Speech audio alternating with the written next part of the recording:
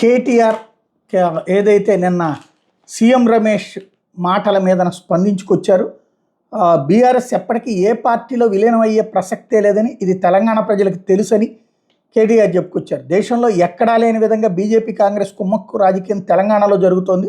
కేంద్రంలో బీజేపీ ప్రభుత్వం కాంగ్రెస్ ముఖ్యమంత్రి రేవంత్ రెడ్డి బావుమరిదికి 1137 కోట్ల అమృత్ కాంట్రాక్ట్ ఇచ్చింది.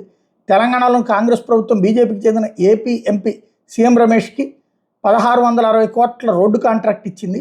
ఇది నేను బయటపెట్టా. కాంగ్రెస్ బీజేపీ ఇరకాటంలో పడిన ప్రతిసారి ఆ పార్టీల నేతలు బీఆర్ఎస్ బీజేపీలు విలీనం అవుతుందనే అంశాన్ని తెరపైకి తెచ్చి తెలంగాణ ప్రజలను సందిగ్ధంలో పడేయాలని చూస్తున్నారు. సీఎం రమేష్, రేవంత్ రెడ్డి ఇద్దరు కలిసి వస్తే ఎస్యూ భూములపై జరిగిన 10,000 కోట్ల కుంభకోణం మీద, ఫ్యూచర్ సిటీకి 1660 కోట్ల రోడ్డు నిర్మాణం పేరుతో జరిగిన కుంభకోణం మీద చర్చకు నేను సిద్ధమంటూ కేటీఆర్ సవాల్ విసిరారు.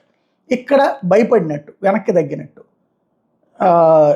ఇది సీఎం రమేష్ నువ్వు మీ నాన్న కలిసి రా అని చెప్పలా.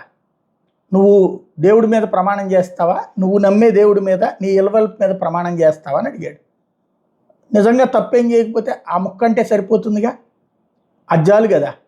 అలా కాకుండా రేవంత్, సీఎం రమేష్ కలిసి రావడం అంటే వాళ్ళిద్దరు కలిసి వచ్చారంటే అది వాళ్ళిద్దరికి బంధం ఉంది, తెలుగుదేశం బీజేపీ ఒకటే, ఇదే బీజేపీను కాంగ్రెస్ ఒకటని చెప్పడానిక. కాబట్టి ఇక్కడ కేటీఆర్ పొరపాటు లేదా కేటీఆర్ తప్పు అయితే కనబడుతుంది.